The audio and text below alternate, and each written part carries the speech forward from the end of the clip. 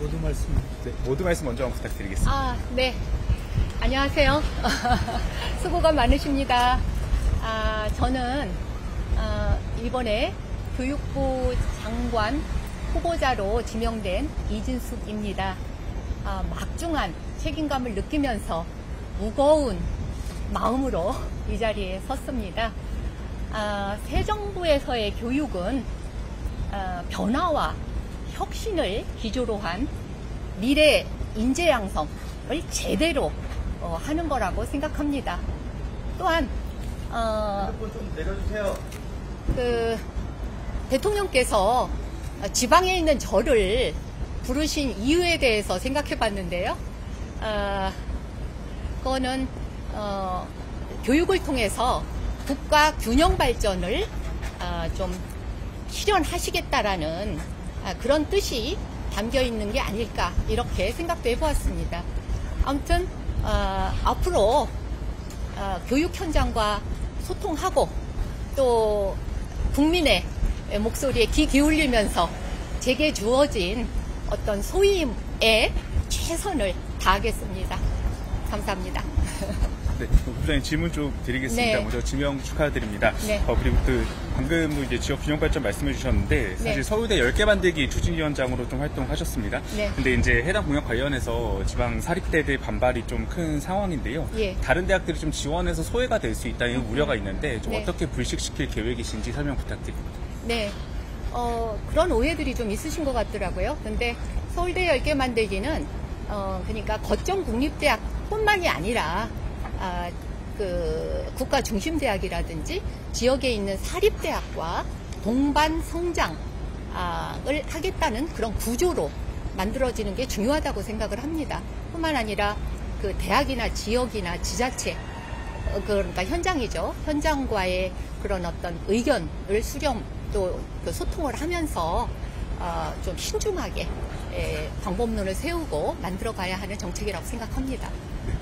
그리고 사실 좀 대학 총장에 네. 하시다가 이제 후보자로 지명을 되셨는데요. 네. 유초중 등 교육에 좀 전문성이 없다라는 지적이 나올 수 있는데 이런 지적에 대해서는 좀 어떻게 생각하시는지 좀 부탁드립니다. 네, 저는 유아부터 고등교육까지는 어떤 연속적인 또 생애 전주기적인 어떤 그 시스템에 의해서 접근돼야 된다고 생각하고요. 그 중에 어떤 한 단계도 소홀히 다뤄져서는 안 된다고 생각합니다. 저는 이제 고등교육 현장의 전문성을 살리기 위해서 최선을 다할 테지만 그와 동시에 그 유초등, 초중등 그 교육에서 있어서는 아무래도 그 분야 전문 그 교육 전문가와 또 이제 현장의 의견을 수렴하고 또 파악하고 또 제가 이해도 하면서 또 새 정부에서 추진할 그 새로운 정책들이 잘 추진될 수 있도록 최선을 다하겠습니다.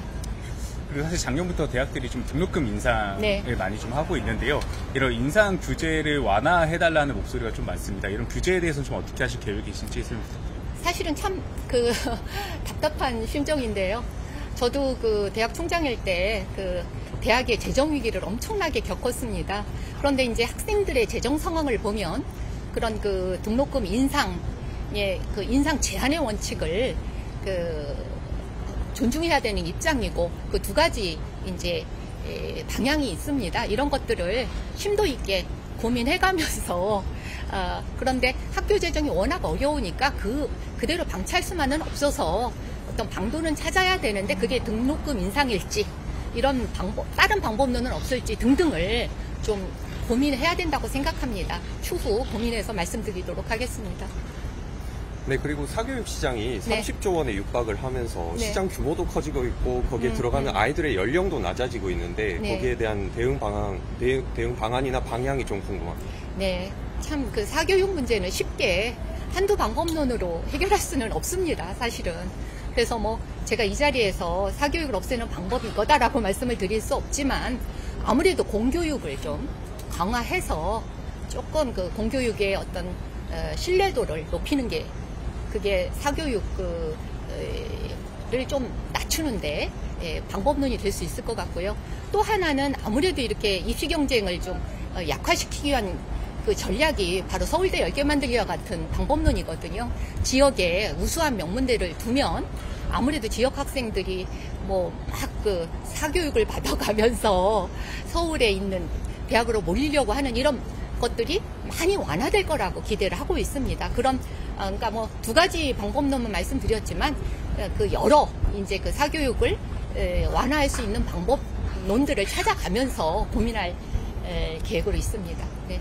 그리고 의료교육 정상화를 네. 위해서 네. 이제 유급이나 재적이 확정된 학생들을 위해서 학사 유연화를 해야 된다 이런 목소리도 나오고 있는데 좀 네. 대응 방향이 좀 궁금합니다. 예, 벌써 이제 그 의정 갈등으로 인해서 학생들이 학교를 떠난 지가 1년도 넘고요. 또 지금 돌아온 학생들도 그렇게 많지 않습니다. 그래서 너무 마음이 아프고 안타까운데요.